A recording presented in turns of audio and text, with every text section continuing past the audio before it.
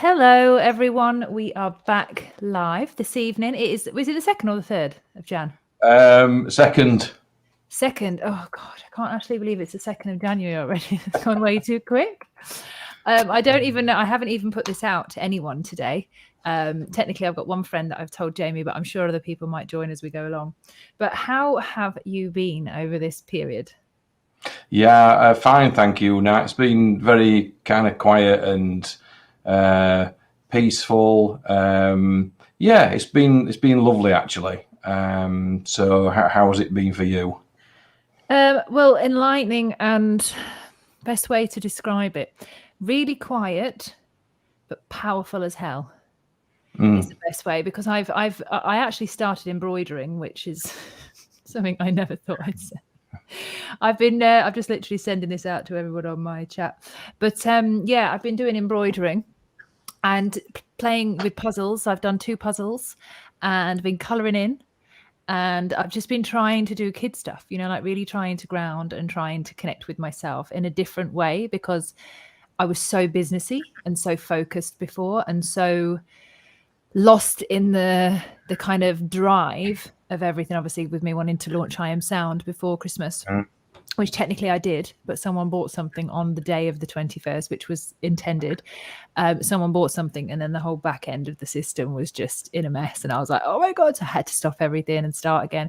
And I actually suffered with exhaustion for the first 2 days, like the Christmas and the Boxing Day. So yeah, it was really difficult for me in the beginning, because I'm not used to doing nothing. I'm always doing something, and I couldn't do anything. I was so tired. Yeah. Which was like kind of predictable, as it were. But I got a new cup for every 2 weeks. I got my little white witch's brew cauldron. So I'm very happy with that. Very good. Yeah. So you're feeling okay now, though? Yeah, I feel better. I feel like I'm more in alignment with what I'm really meant to be doing, and like kind of grounding in myself and being more. The best way to describe it is I've had this vision of me more business focused, and I don't want to be that. I'm not that, I can do that very well and quite clearly, but is that really what I was born to do? Hold a briefcase and, trot around being businessy? No, I was way more creative than that. So yeah, I'm kind of getting back in touch with the artist within, which my friend called me. Yeah. Yeah, good. Well, Anne's a little bit kind of the same, really. She's never been, a businessy type person. My background was sales. Well, the last proper job I had was a sales manager. So I was well into all that at one time. But Anne's never been into that, really. And she's very much like you. She's very creative. She's just literally spent probably most of this Christmas doing her books. So, and she likes doing that because there's nobody in. So she can kind of focus and get on with life. Yeah, absolutely. There'd be nothing that she'd like to do more than start doing a little bit of felting or whatever, Yeah, felting. Definitely. I've thought like that for years. Yeah. So the embroidery things, obviously, but imagine I've been a little bit of free time myself, so I've been able to actually sit down with my keyboards, and I've even started to get a little bit of headway with my Targle harper, which is amazing, because when it arrived, it came all the way from Ukraine and handmade, and when it arrived, I could not get a sound out of it. Really? Do you want to explain what this is? I wonder if I can bring up have you got it? I've got it here. There you go. If anybody has no idea. Okay. Wow. Yeah. So there's the instrument itself, and it's an ancient Norse instrument, well, Finnish and Norse really, and it's made from a solid piece of wood, but of course it's hollow for the sound to resonate. And it's a bowed instrument, so it has to be played with a bow. So the first time I ever played a bowed instrument in my life, and as I say, when I got it, I could not get a sound out of it, and I thought it was either something wrong with the instrument or something wrong with me. So I kind of went down the lines of it's something wrong with me because it's kind of it's new. So I mean, I could, when I learned how to tune it, that was a major step. And then I had, you see the bow here. If I just show you the bow. Yeah. So now it took me quite a long time to work out actually how to hold this, and I'm still struggling now. Even now, I'm still struggling. Doing better than I would, Jonathan. Don't worry about it. But so I'm now holding the bow in the correct way. Yeah. And then I struggled of how to actually hold it, because I'm holding it a little bit like a soldier would hold a rifle at the moment, which is not the right way. So thank goodness for YouTube, because YouTube, there's a great guy on there, a Swedish guy who plays one of these things, and he's really good. He showed me how to hold it, so rest it in between the legs. Yeah.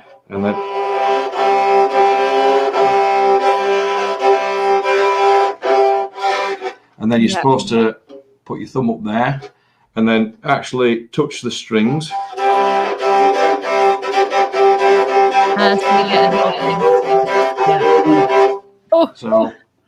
So it's a drone instrument, basically. 2 strings being the drone part of the instrument, and then you got these other strings that you can kind of start to work the notes with. What made you want to get one of those? What was the? Oh yeah, well, my eldest son got us into a band called Wardruna, and anybody who has watched the Viking series will know that they did the theme tune for that, plus quite a few other songs, you know. And they're a Norse folk group using traditional instruments like the tidal harper and create this amazing sound. And we were actually lucky enough to go and see them in Manchester 2 years ago. We should have gone, might even be 3 years ago now. We've skipped a year already, haven't we? So anyway, regardless, I went to see him in Manchester, and it was, I would say, transcendental, really, is the best way that I can describe it. Because it's all natural, and it's all, the vocals are really powerful. And they went from being a very unknown group to now that, you know, I would say they've kind of gone massive, really. And we're hopefully going to see them again in March with a bit of luck. But they play these big Viking horn things, and when they play those, it's like, whoa, you know, we talk about sound and resonance and the whole thing. So check them out, you know, if you're not sure, check them out. It's very earthy, very grounding music, really kind of ancestral stuff, you know. What are they called? I'm going to put the Wardruna, Wardruna. Okay, I'm going to put them in the. There we go. I'm going to put them in the thing. Have you got your speakers on? Because I can hear myself twice, by the way. Oh, yes, I've got. I do have my sound turned up and my speakers on. So am I echoing? Are you echoing? Yeah, sorry. I'm echoing. I think also if you have YouTube on in the background, that also echoes. So for everybody who has just joined us, by the way, we just thought we'd go straight on air and start chatting. We haven't spoke to each other for was it 2 weeks since I saw you? Is it? Yeah, before Christmas. So. I can't believe how quickly that's gone. So the idea is for Jonathan to come on and we talk about the kind of Jonathan is an incredible energy reader and works with lots of people, helping them to kind of give them a bit of direction really with their energy and where they're going. And he also is an amazing sound healer and used to live not far from me when I lived in Yorkshire. So we met beginning of last year, I think it was, and doing a few shows together. And I've been to see Jonathan in person. I've had readings with Jonathan. And just the energy that Jonathan has, very grounded, very Yorkshire, very homely for me and feels really good. So I love talking to you and just kind of seeing what's come up for you and seeing what messages you're getting coming through. So have you had any kind of messages coming through in the last 2 weeks? Has any kind of stuff popped up for you, or has it been pretty quiet on that front? Yeah, I think they've perhaps been having a little bit of Christmas time off as well in the old spirit world. But no, it's always there, isn't it? And there's always things going on that. And you know, it's like there's always that kind of thing about a new year, you know, coming in, and you know, the old thing that people really hope that the new year is going to be a better year than the last. And you know, how many times do we say that through our lives, really? But again, it's all about projecting that thing into the future, isn't it? It's like, well, you know, let's hope it's going to be okay in 2022, when really we should be saying, well, it's okay now, you know. But yeah, I've had a little bit of communication. I've been kind of drawn to checking out some of the, let's say, wilder conspiracy theories. I'm trying to get my head around this flat Earth thing at the moment, because I'll be honest with you, I'm very much on the fence with it. Yeah. You know, I've got something to send you. Okay, so before, let's just do a little disclaimer here. Nobody knows, and we're all right with not knowing. We're okay. We're comfortable with being wrong. We're really comfortable with being right. It does not matter. It's a process of exploration, and it's allowing someone to have an opposing thought to you and not judging them for it, not bullying them for it, not having a go down the rabbit hole and saying you're an idiot. I love to be able to hold two opposing thoughts in my mind and just to feel into them. This is where I get really excited, and this is the rabbit holes that I love going down. I have something special to share with you, and if anybody else wants it, please just send me an email address privately if you want to. There's an amazing series called The Lost History of Earth. Have you seen it? I've been watching one that's been about 5 hours long, and we've kind of binge watched it over the last few nights. Does it come in segments, or is it the total? Yeah, it does come in segments, but it's also, I don't know, it's something like Flat Earth, Sun, Moon, and something else it is. That's the channel that I've been looking at. Okay, yeah. There's one really interesting. So the one that I've been watching is the idea of so it covers the area of the flat Earth, but it also brings back in, and the reason I fell pretty much down that rabbit hole was because a lot of it is to do with the sound and resonance of churches, and the churches that are built on all the different ley lines around the world. So the process and the idea, so just to give a bit of a recap, is what I was really interested in is the architecture, the sacred geometric architecture within inside of a church. And when you look up, I mean, it's just magnificent when you look up and you're like, wow, how did they get up there and do that? We don't do that today when we build stuff. But the idea was that actually these churches that all over the world are actually resonators. And what happens is they pull down energy throughout the spiral on the top of the church. So every church or big building that was built years ago has this spiral at the top. And it's a spiral, and it's this conductor that brings down apparently energy through the ionosphere. I might be getting this wrong, so I'm not scientifically perfect, but through the ionosphere, brings the energy down through the spiral, down through the mathematical sacred geometric architecture and design within the spiral, which resonates around the church, which then gives itself an energy within this constructed building. And then that energy goes down into the center of the church, which is where the vicar usually stands underneath. And they do harness energy. That's the right words I was looking for. So they harness energy, and the energy of what's coming down from the earth, from the sky, through the church, down underneath the church, actually goes down into the ley lines. And then the ley lines out from all of the different areas around the church go out into the streets and the towns and the cities.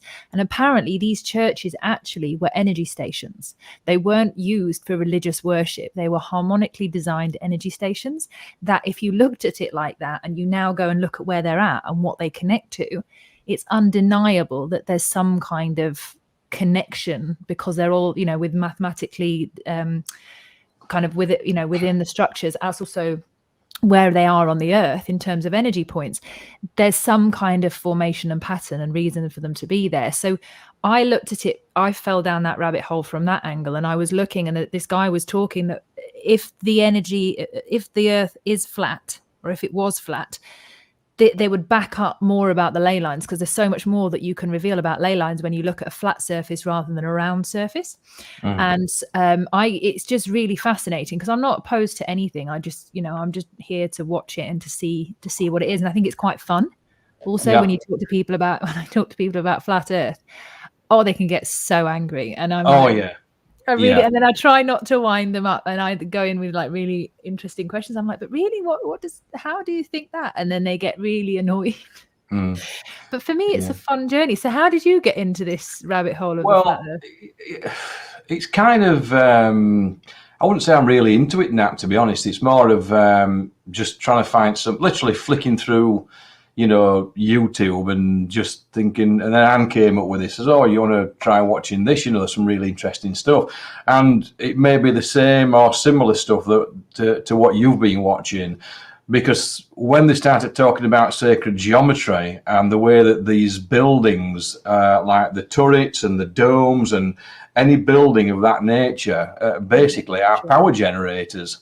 And they put a very plausible kind of explanation towards or in support of that happening, and even down to photographs from the 1800s where these buildings were lit up like Blackpool illuminations. It's incredible, isn't it? It's absolutely incredible. And of course, the whole thing is that at some point somebody said, no, we can't be having that anymore. And, then we moved on to, expensive energy.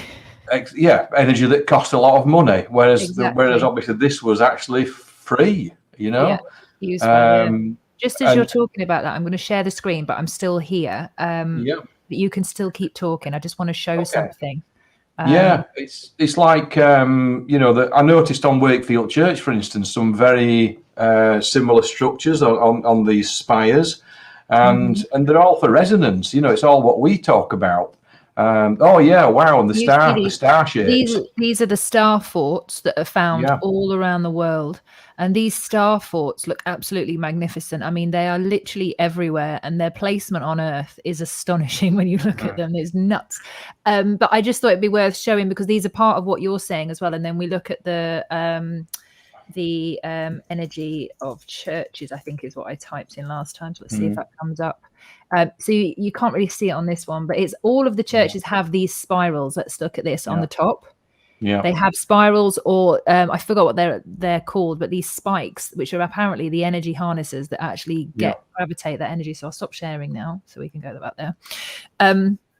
But yeah, I'm glad that you're onto this because this is, I love this. It's amazing, and it really kind of puts the whole sacred geometry thing into a lot of perspective, and obviously the sound healing, the frequency work. And those lovely ornate windows that have now been filled with stained glass apparently didn't have stained glass in them because they're actually resonators. And the some of the structures, if you watch these videos, the structures that they put up in front of you are just mind-blowing. And it's like we've lost something, it's like we in our generations have lost something really important. And it's we've lost the ability to seem to create these amazing structures. And I thought I'd just mention this one, Nat. But if you've come across Goethe, by the way, was the German poet and writer, etc. He pulled this quote up, and I thought, you know what, I'm going to use this for tomorrow night's chat, which is tonight's chat now, of course. And Goethe said, music is liquid architecture, and architecture is frozen music. Yeah, I have heard that before. I didn't know that was him. That's one of the quotes I wanted. That? Isn't it? It's incredible when you think about it. Like, just say it again. I just love it. So, people missed it. Music is liquid architecture, and architecture is frozen music. Yeah. So there's a guy. I'm trying to find. So when I first got Telegram, I was on Telegram because I was on. This was like 5 or 6 years ago before it was popular. And I was on like alternative things and a few crypto groups. And then I cut out all the crypto groups. And now I'm on these incredible groups that are all about, they show you about the architecture and stuff. But there's one of these buildings, which is Brighton Pavilion. Can you see that? Yeah. Like one of these, I didn't even know this was in Brighton until the other day. I was like, this is in Brighton. But there's all these amazing, this is called Awakened Species. It's got almost 90,000 subscribers, and they post stuff in here. And they constantly talk about the formation of music in architectural buildings. And just saying that if you could play the resonance of these buildings, what we would be able to do for healing purposes right now is just absolutely bonkers. And then there's also, this was a bike. This was an electric bike. You see this? Oh yeah. This is like, it's crazy how we're all talking about electric bikes and stuff now, and how we've only just been able to find them. This was in 1927. Wow. Yeah. When you think about it, and you're like, if they had this electric car and electric bike technology back then, yeah, but Elon Musk has created it as a new Tesla, like multi-million pound industry. It's like, what the hell? Like, where has half of our history gone? You know, where is the true mystery of it? Yeah. And this is the ancient temple in India, which I've never been to, but I don't know if you can see this, guys. Oh yes, yeah. This is cut out of the rock. Yeah. And you're just like, incredible. Like cut out of the rock. Why are we not doing that? Like, why have we got these steel buildings everywhere? Why is our architecture pants in comparison to what they used to build? I don't know why we've gone backwards. Absolutely. But this is the stuff that sets my soul on fire when I look at all of this. And this is what I'm bringing into I Am Sound, with the journey of like questioning our history. But do you feel like, because I certainly do, I feel like now we're going into this space of, I feel it's an openness, although it feels very constricted. And we feel like a lot of our ideas are being rejected, or we can't say what we want to say. We've not got the power of free speech because we're getting told off for everything. But I actually feel we're going to this really expansive space, because if you squeeze someone enough, you know, shit comes out somewhere. It's like we're being squeezed and squeezed and squeezed. Now it's no longer some more than others, I hasten to add. Exactly. But it's like there's so much out there that is now coming out of us in all directions, and we're looking around and we're like, our minds are flying off, going into other realms by just listening to other people's opposing ideas right now, because everything's ludicrous. Wherever you look, everything's a little bit crazy, and you're like, oh God. So what anybody says right now is totally plausible. Unfortunately, it's like, yeah, I can see that. It's 2021. That makes total sense, why that would be that now. So people's capacity of belief has expanded so much, and their understanding and their willingness to hear other people's ideas, no matter how crazy, is actually slowly starting to happen. But I think first, in order for that to happen, we needed to have this period where nobody can say anything, you know, like really constrained and really pushed. And now the most harebrained ideas are out, and everyone's like, what the hell? Yeah, I totally agree with what you've said there now. And you know, it's like these, you know, things that I've never really kind of got into, like the flat earth thing. You know, I know it's been around, and I thought, you know, I've seen a few things, and there's all the debunking stuff, and you know, what we seem to be lacking right now is proper debate, you know, is open debate. So we can all kind of argue, and we can all take sides, and all still be buddies at the end of the day, which seems to be a very difficult thing to do on you know, social media without falling out about stuff. But eventually I think we'll learn to do that. But it's like, it's like taking something and, you know, and taking whatever you need to take from that. So it might not be, after all this flat earth stuff I've been watching, that I'm convinced that the earth's flat, you know, whether it's round. And like Anne said, we were chatting about it today. She says, well, why am I bothered whether it's flat or round? Does it matter? Does it matter? We live this life, we walk the earth, you know, it's like, it's not particularly relevant from the aspect of, well, if it is flat and it's not spherical or whatever it is that we've been told it is, then we're being lied to, which is important because somebody's not telling us the truth. And I get that, because, you know, that for me as a truth seeker, that's the bit that I'm really interested in. But I've pulled a lot of stuff out of those videos that this guy played, that I went in there for the flat earth, for the answer to the flat earth. And I came out thinking, oh my God, the architecture on this planet is just beyond our imagination, you know? So for me, that was the big thing. That was the big thing from all that I needed to hear that. I needed to learn that.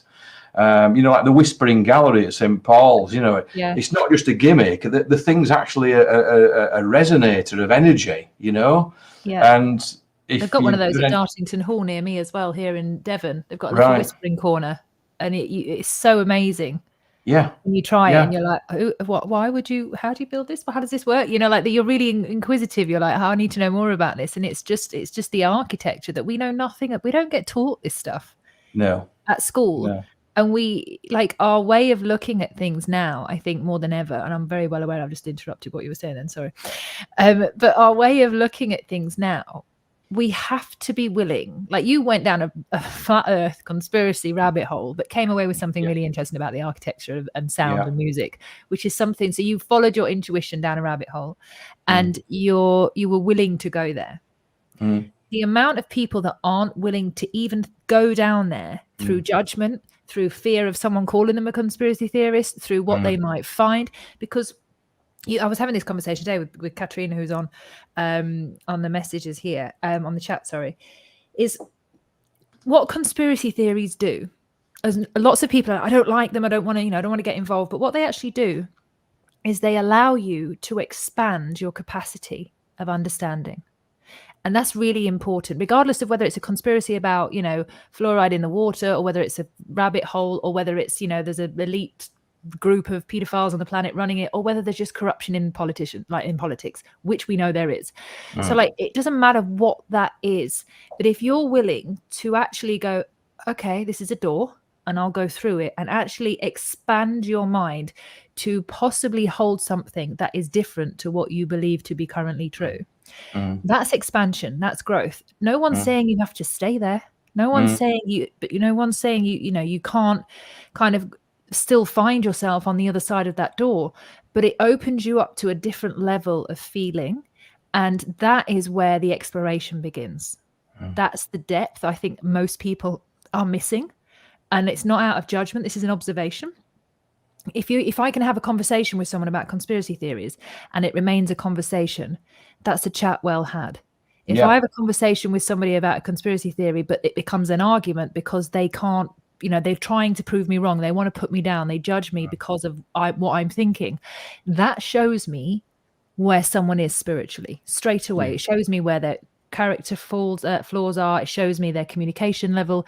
If they cannot have a conversation with me just about an opposing idea, I'm like, okay, cool, that's all I need to see. That's not the person I need to have a conversation with again. And I wouldn't try to push it, but I do like to be able to kind of chuck a little firework in and be like, oh really, what about this? And then run away and be like, oh okay, I'll leave you thinking on that one. I don't need to go into an argument, but I will make you think. And I like the analogy. Yeah, chucking in the firework and be like, isn't it really pretty? And then see ya. But it's fun to do that, but not in a way that's cruel, but it's fun to get people to question, because that's how I've grown. That's how I've learned things. People have said things to me and I'm like, what? No. And then I'm like, do you know what? I actually don't know. And then if I go and Google something or read a book and I'm like, oh, I didn't know. That's growth. Yeah, it is. And, it's like, I actually love having my beliefs challenged, because that's the way that I've grown. Just like you've said there, Nat, that's the way that I've grown personally, is by having those beliefs challenged. And then it's like there'll be a huge chunk of something that you just dismiss, but then there's a little piece in there, a little nugget of information that really kind of begins to resonate. And those are the seeds, aren't they? Those are the things that get germinated, And I think I mentioned last week, was it, or week before last, when we last spoke, about the Great Pyramid at Giza. And I think I might have given you Chris Dunn's information. He technically, I don't mean that like technically, I mean it really technically, found that particularly the King's Chamber was a resonant chamber which generated energy through the use of sound. That's what his conclusion was. Sorry if you've not read the book, but there's a lot more to it than that, by the way. The King's Chamber resonates at 111 hertz, doesn't it? Yeah, which is what I've been listening to on my. By the way, I have my sound bed built. Oh, wonderful! It's up and ready. So whenever you and Anne are ready to come down, the whole sound bed is built to explore the frequencies. Excellent. But go on, carry on. I won't interrupt. Many of the structures, like you were talked about in the cathedrals, are very similar to what was in the King's Chamber. Yeah. Oh, hot news as well. I don't know if you've seen anything about it. and I don't know how true it is because it was on the internet, but it kind of grabbed my attention. And some guy says that they think they found the chamber beneath the Sphinx. Have you heard that one, by the way? Do you know what? I saw this just before Christmas because this is the mind-bending bit, and I needed photos to prove this as well. So in that same group that we were just scrolling across in Telegram, let me go on there. Where are we? Awakened Species.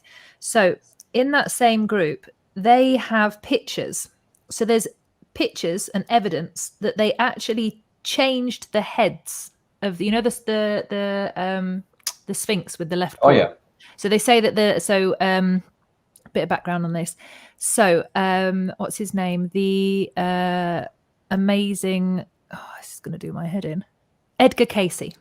Oh yes. Edgar Cayce is one of the biggest prophets of our time. He basically be able to tell what was going on, tell the future. He used to go into trances, and he would be able to tell the future and to predict things for people, as you well know, because that's kind of what you do.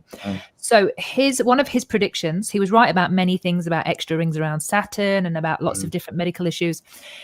One of his predictions that we would see the rise of Atlantis in some form, and another one was that we would find out a chamber under the left paw of the Sphinx. Yeah. And it was a rumor that went through archaeologists, through their kind of stories, through the spiritual world, that we would always find this chamber of some kind that would give us the hidden knowledge that we needed under the left paw of the Sphinx. And then there were issues around this because they've changed the faces. They've done the reconstruction work. So if you can see here. So can you see there's the Sphinx there with Yep. So on one side is the Sphinx, but if you've noticed the color of the head of the Sphinx, is different to the body. Yes. So they believe. So there's a lot of people say they're torn between the ideas of whether this is through erosion, in terms of the water came up to a certain level of the Sphinx's body and didn't go to the head, but also there's lots of photographic evidence of them actually moving the head of the Sphinx off. So it's come off and they've put it back on. So they've put it back in another place. So that would hide. So the idea is that they've actually hidden the real left paw of the Sphinx, because this isn't actually the Sphinx that we're talking about. So whether this is true with this new news that's come out, I'm not sure, but I find it really interesting. But there's lots of pictures now of them actually moving things in Egypt, where we've been told that you can't lift these things, you can't move these structures, but there's lots of pictures on this chat and channel of them, actually photographs of them moving areas around. So, and a lot of people believe that happened because they were trying to hide the location of the left paw of the Sphinx. So whether it's right or not, I don't know.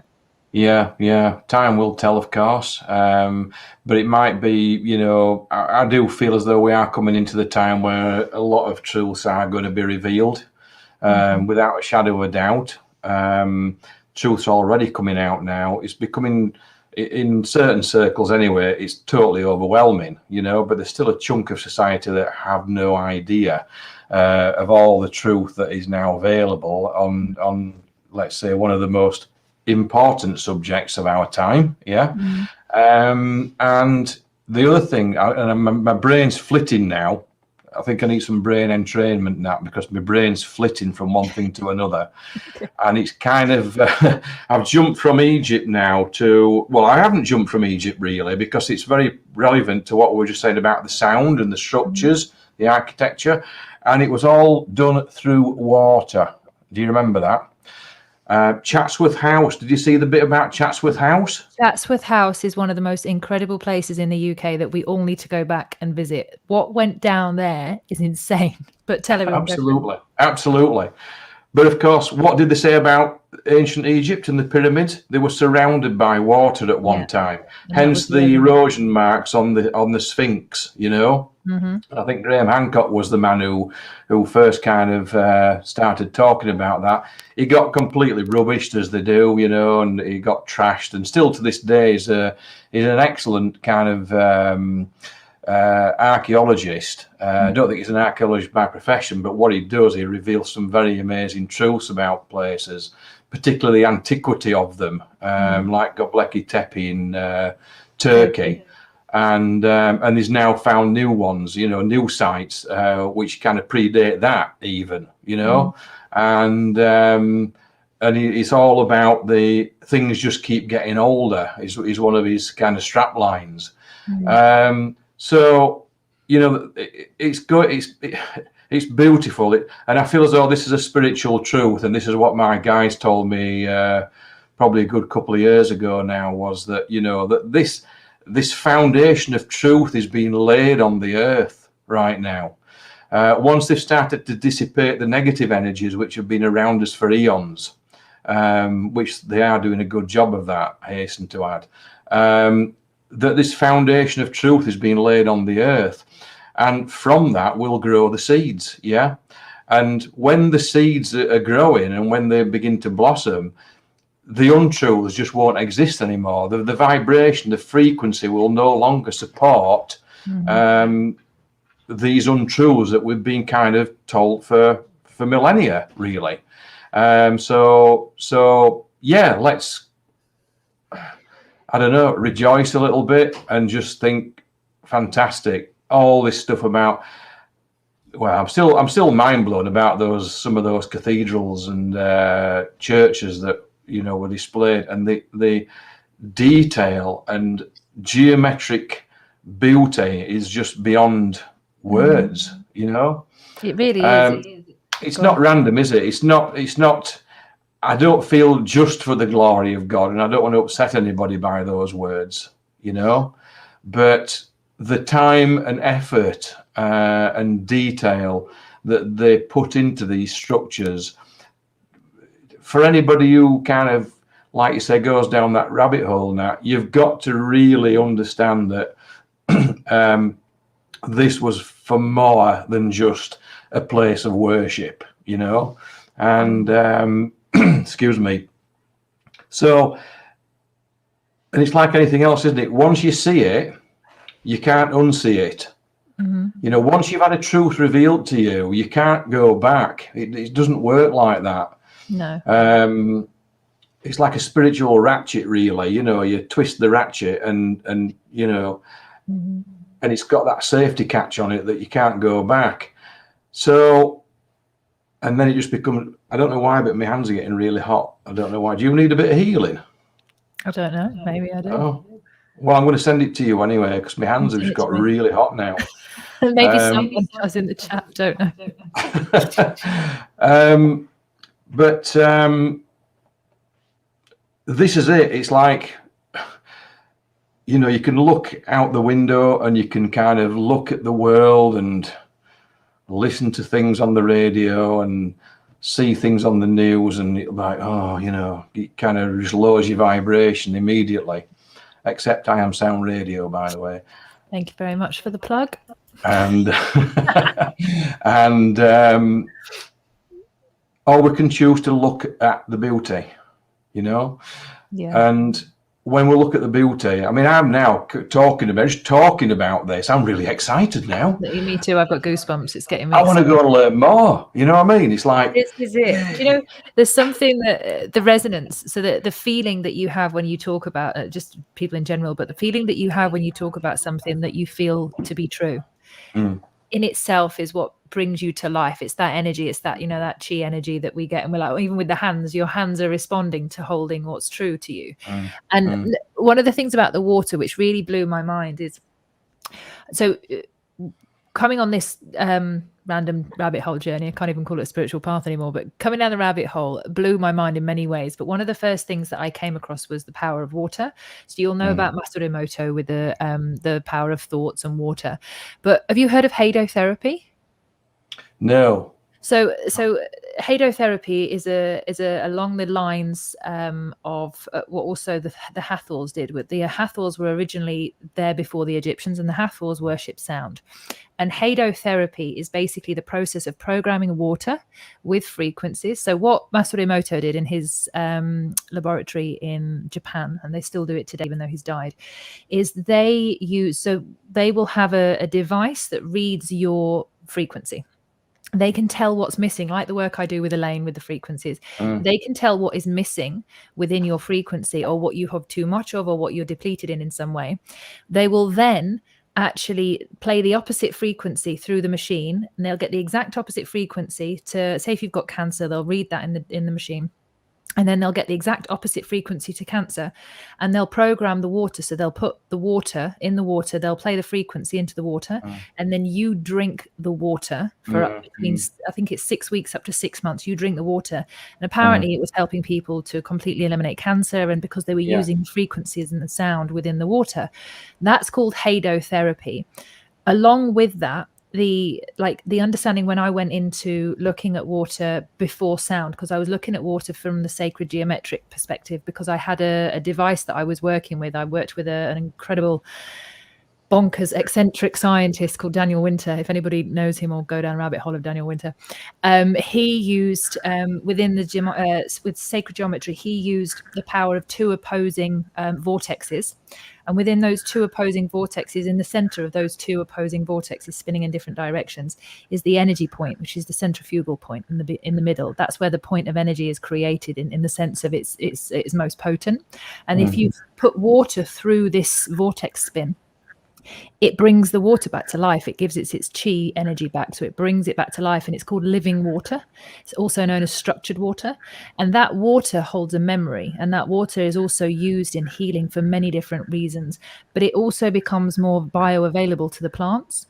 So the plants receive the energy in the water, and they grow twice as big with much less water. So you save water when you use structured water for plant and for farming and that kind of stuff. So I worked with him, and I had I used his devices and sold them to a few of the farm to table restaurants in Ibiza, and their farm produce was like next to nothing because the soil's crap over there. Went through the roof with these devices that I had, but unfortunately the manufacturing wasn't as sturdy as what it could have been, so it didn't. That was one reason why I didn't continue that. But it really opened my mind up to the power of water, and then to use that, obviously now understanding it with the energy and the sound and the frequencies and blending them all together. When I came across the idea that these churches were actually a lot of them were used for healing, as well as for using they were like community churches, and they were used for the energy transmission, to actually put the frequencies of the earth back into the water.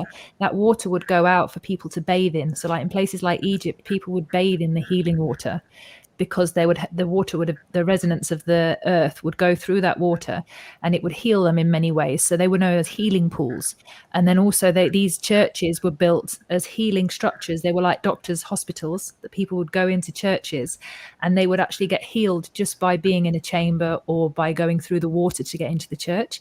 So all of this is like, imagine me coming at it from like being in Barnsley and not studying sacred geometry or quantum physics or science or anything at school. And then I slowly started I didn't have a clue about mathematics, and I couldn't add up, and I barely use a calculator. But all of this stuff started coming to me, and coming in this formation is like I was getting these breadcrumbs from God, just like follow this, go down this rabbit hole and this.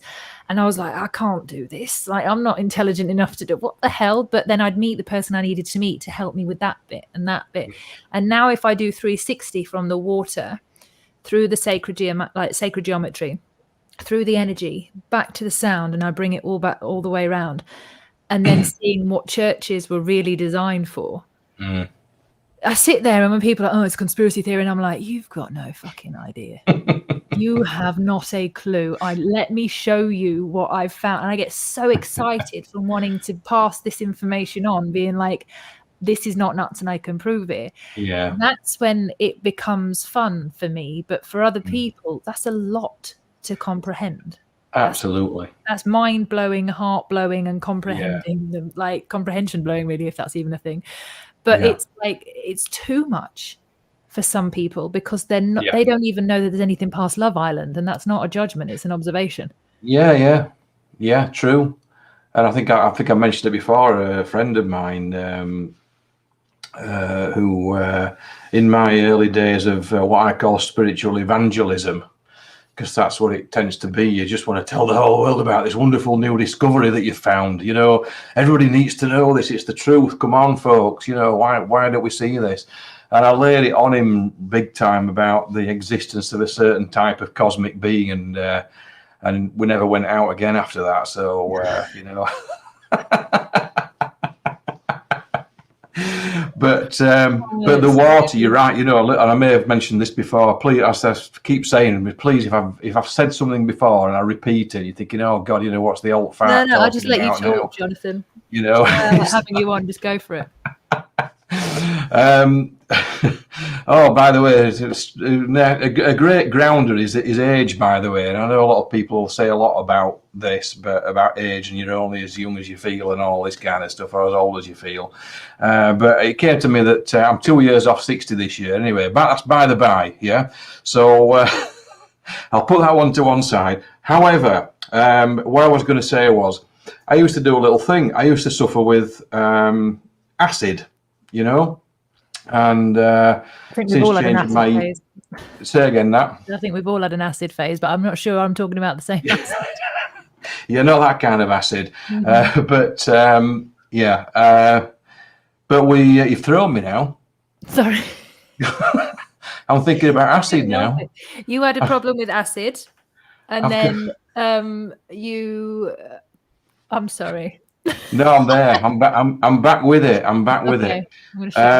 And that's stomach acid, by the way. Yeah. Not the John Lennon acid and all that kind of stuff. And I changed my eating habits and basically got over that. However, while I had that, I used to get a glass of water, normal tap water. Yeah, I used to hold it in my hands, both hands. I used to send healing into the water, and I blessed the water, and I asked the water to neutralize the acid in my stomach and take away that acid. You know what? Every time, worked every time. Yeah. Mm-hmm. It's, you know, they talk about the elixir of life and all this kind of stuff. And I very much strongly believe that water is that, really. We're surrounded by this stuff. And we don't even know, well, the average person in the street, we don't know what water is actually capable of. And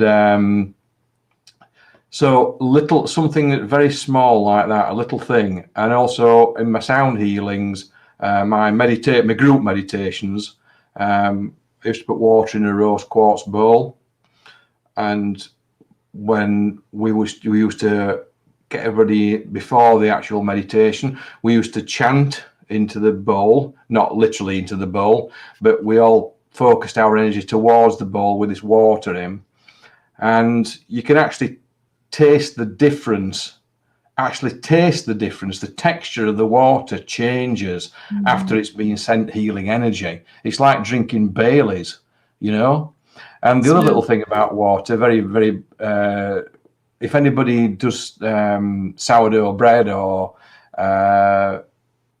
in fact, that's what I've been doing. Actually, I might still have dough in my hands from because she's been trying to teach me how to do the preparation for the sourdough bread tonight.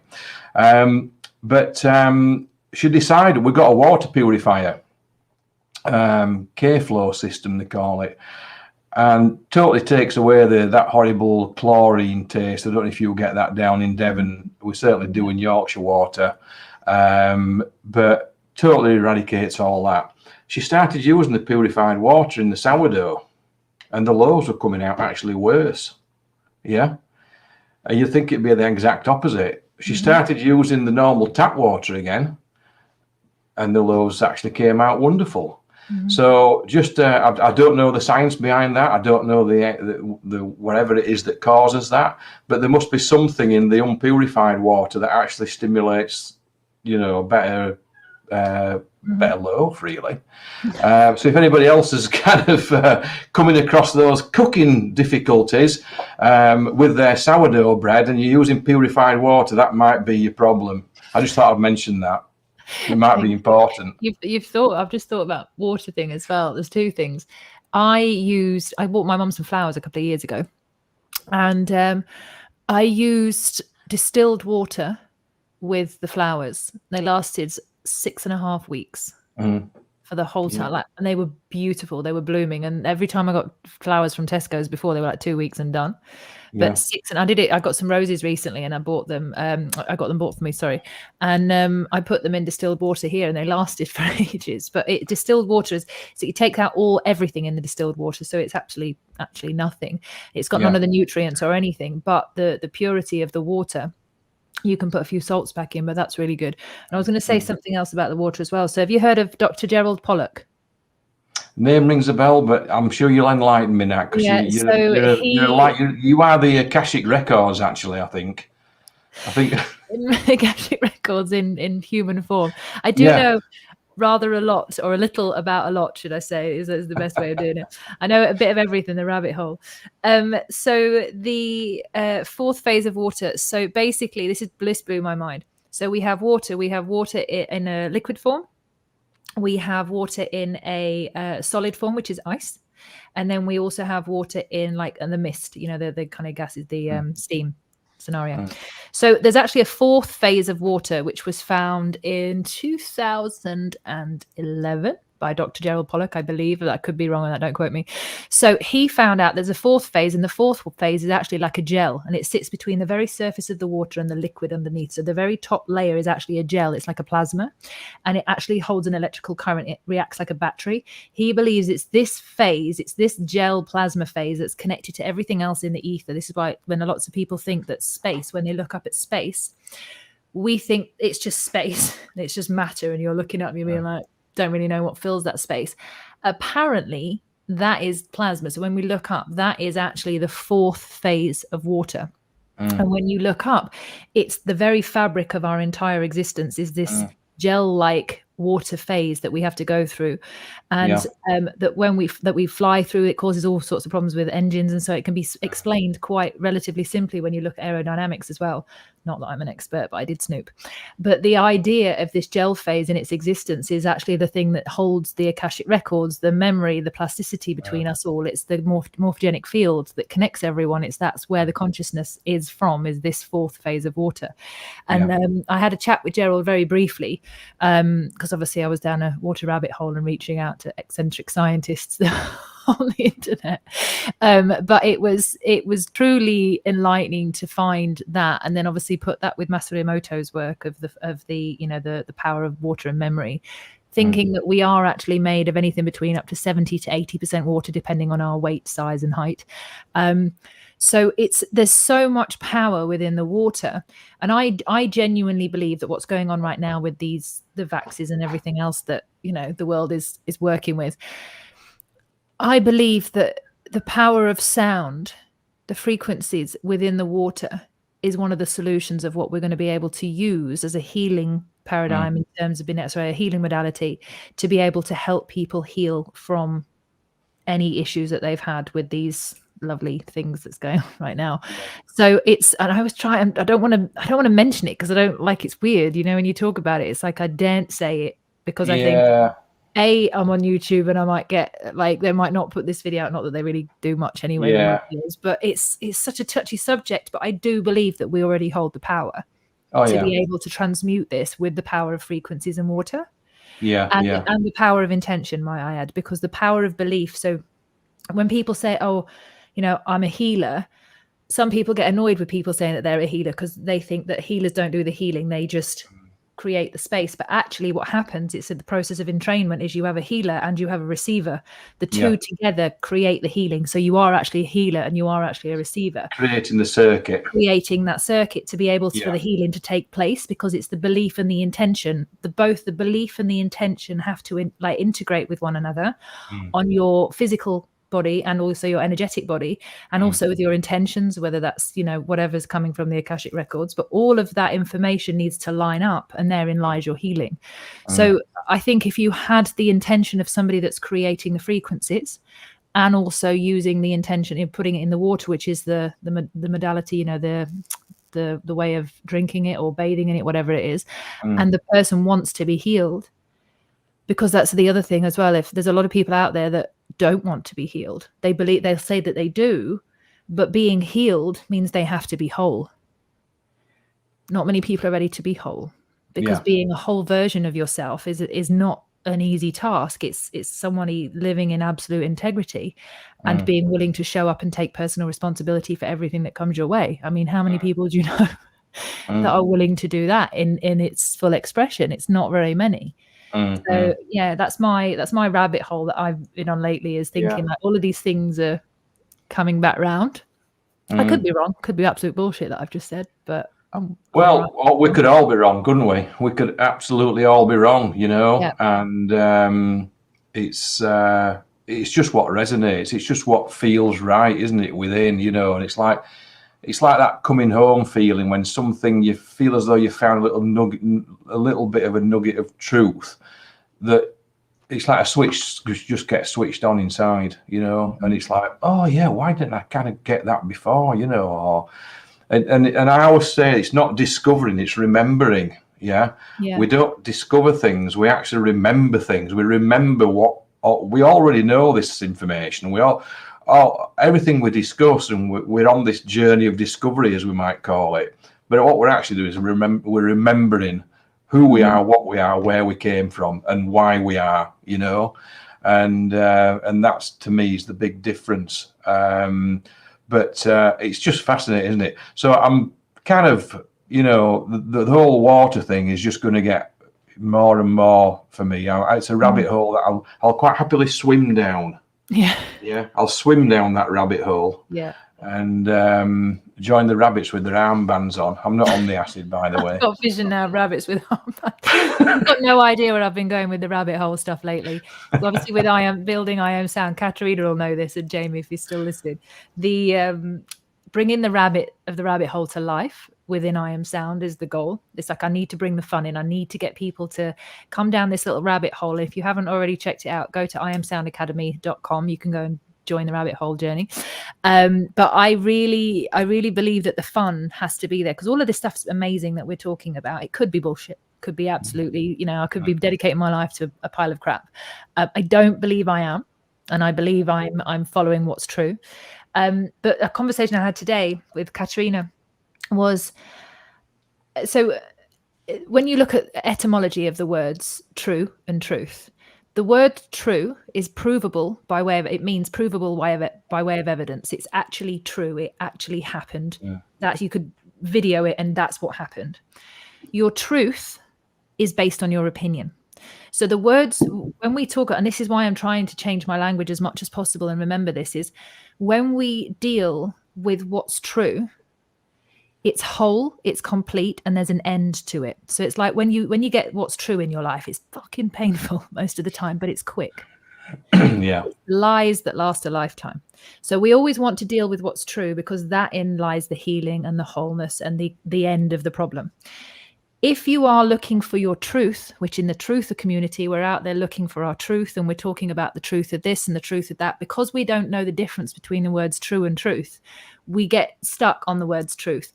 And if somebody said, oh, that's not correct, you're like, no, that's my truth.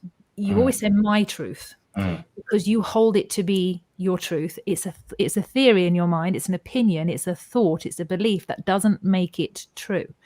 So we have to come to learn the etymology. Even the words of our language and everything that we've come across have also been used against us. Like the manipulation of our language over time is extraordinary, and that's a whole other show in itself. But if you can bring yourself back to what's true, and you're willing to just sit with what's true, if you find what's true, it's not changeable. Truth, or people always say that, oh, truth changes all the time depending on who. Your truth does, but what's true doesn't. So if we can start going down a rabbit hole or a clear path, whatever it is, looking at what is true, our healing is down that place. If we go down looking for our truth, we're always going to be able to jump from one thing to the next and never really find what's true, is because we're always basing our lives on opinions and on thoughts and beliefs. And that's where there is no end to the spiritual path, when you're looking for your truth. Yeah. And the healing and the wholeness, it's, if I said to 20 friends, I'm healed and I'm whole, they'd be like, who does she think she is? You know, like, what makes you healed and whole? Instantly, I'd be judged, because I said I'm healed and I'm whole. I can only show you that I'm healed and I'm whole by leading by example. And the very energy that comes off me will tell you whether I'm healed and whole. Not based on your opinion of what you think I'm doing, but if I was actually, you know, if I'm showing up in what's true, that's when you find whether someone's living in what's true. And we've got this confusion at the moment is people are searching for truth, which is we're searching for opinions to validate what we already think to be true, which is confusing and it's a lie. We then, if we find someone that's got what's true, very rarely do we want to look at it because it's too uncomfortable, because it doesn't feel, you know, you're like, oh God, it's really awkward. And then when you share what is true with someone else who doesn't believe you, you're like, oh, so you feel lonely because they don't want to take on what you've learned and they push you away. It becomes a bit of a lonely journey at the same time. So not many people are looking for what's true. They'd rather look for their truth because there are loads of people believing and joining their opinions and willing to kind of flow with them. And that's where I think is our path in 2022, is to actually go, is this the truth based on your opinion? Or is this true, provable by way of evidence, like those churches? Yeah. Provable by way of evidence because the music is frozen in time in terms of architecture and we can see it. That's the difference. Does that make sense to you? Absolutely makes sense. And while you're on this, going back to the subject of the churches and the sound, look up the I think the father and son that did a map of the internal structure of Rosslyn Chapel, and they turned the architecture into musical notes. Yeah. And that's how powerful and true that is, really. These structures are just sound, you know. And as Goethe said, you know, in his quote, it's all there. It's in the sound. But yeah, no, I totally agree with that now. And you know, I always say to people, look, you know, the things that come out of my mouth, I'm not ever going to profess that it's the truth. You know, we're all on a journey to find whatever that is. And if it resonates with someone, then it resonates with someone. If it doesn't, it doesn't. And I say, I watched 5 hours worth of video, and what I took from it was not really the flat earth stuff. I'm not dismissing that in any way. But what really blew my mind was what we've been talking about tonight, and the sound and the architecture, and the water, of course, because they were talking about the water. And like you said, Chatsworth House. Now, I've always avoided Chatsworth House because it's been too busy. It's like crowded, you know. Now I want to go to Chatsworth House. We need to go together. That's what we need to do. Can we That's go a good together? idea. Yeah. I want to go together. Yeah, I want to take Paris as well. So my videographer for I Am Sound. I need him to watch these episodes as well that we're talking about. And I think we should go with a group of us to Chatsworth House and check this place out, because when you watch the documentary and you see what was actually there and what is no longer there and how they've worked it out, it's breathtaking. It really is. And I think we can document that. These are the things I want to document for I Am Sound, for the TV channels, is actually bringing this stuff to life, because the essence of sound, you know, we're made of frequency, vibration. This is us. This is who we are. And I feel like a whole TV show and a whole station and a whole everything is dedicated to sound is the way the world needs to receive it.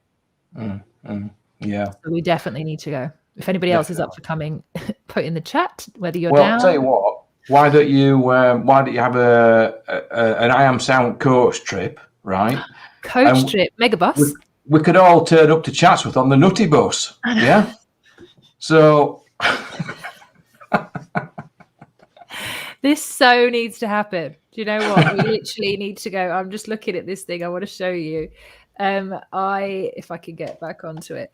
So I've got this idea that I've been playing around with Katerina. Again, I keep mentioning Katerina. If everybody doesn't know who she is, she's on the chat. She's come into my life miraculously over the last month and helps me to really like bring the fun back that I was missing. I was building I Am Sound and forgot the fun, basically. But we've got this idea of, you see if it resonates. Just when you said bus, then I'm like, oh my God. So this is Steve. Okay. Yeah. So Steve, this is the Agent 369. So he's the Agent 369, Steve. He's going to be inviting people in the rabbit hole. He's going to be asking people if they're willing to go on a mission down the rabbit hole. So this is the essence of bringing the White Rabbit to life. And he's got these like little missions for people to go on and to find sound again. and to bring sound back to life, in the sense of to bring the music back in as well. Like what we've had is a period of silence for a lot of people, is, you know, not going out, not raving in the way that they used to, not going to the events industry, you know, events and concerts, because these things were cancelled for a while. We went into the silence.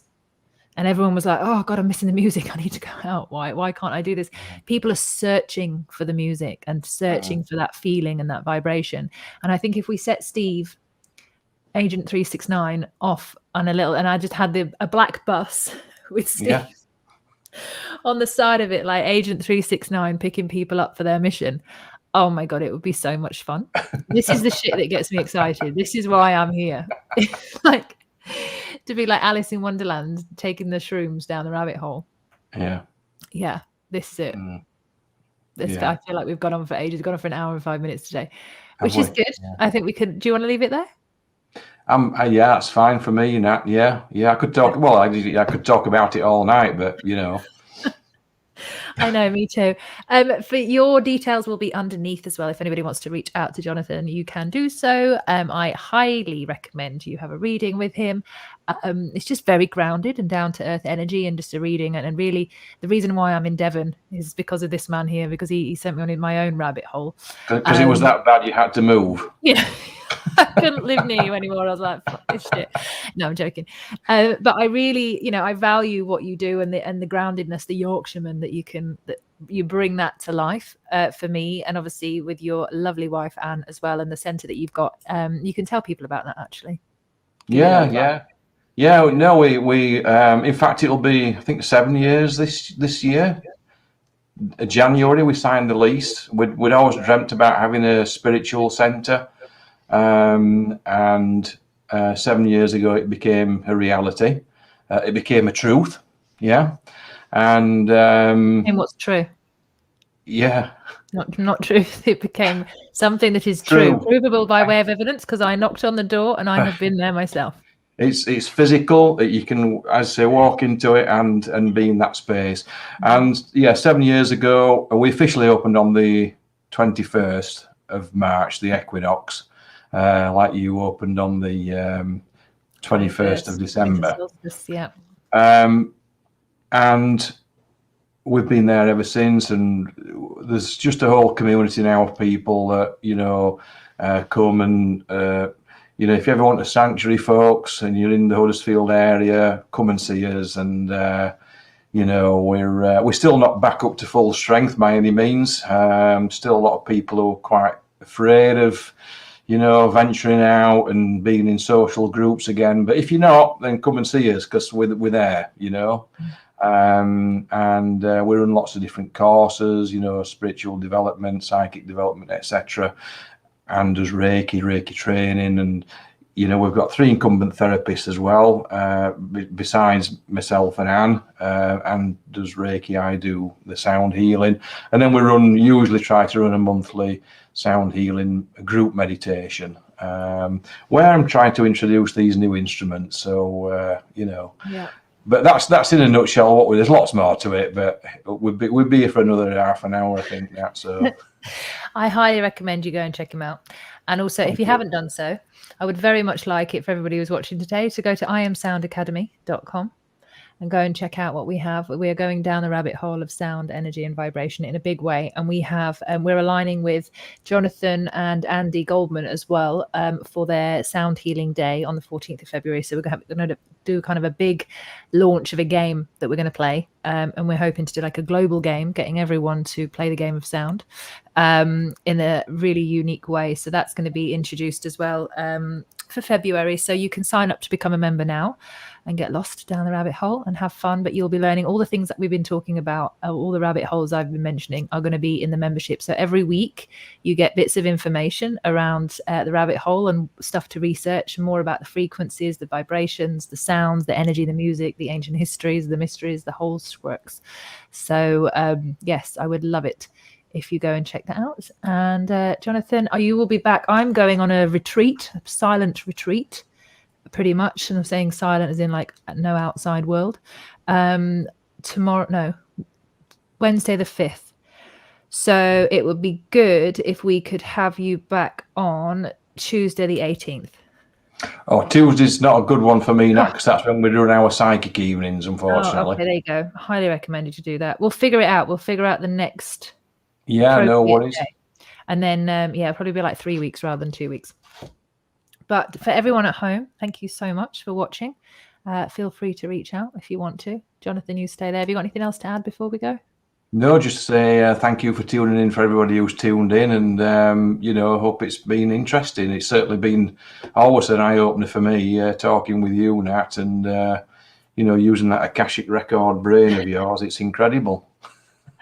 You know, all the endless rabbit holes that I've been down. Yeah, there's been some good stuff that's come from my last 12 years of yeah, trotting off down there. But thank you so much for joining me. As always, I love you loads, and we will see you on the next one. Bye for now. Bye.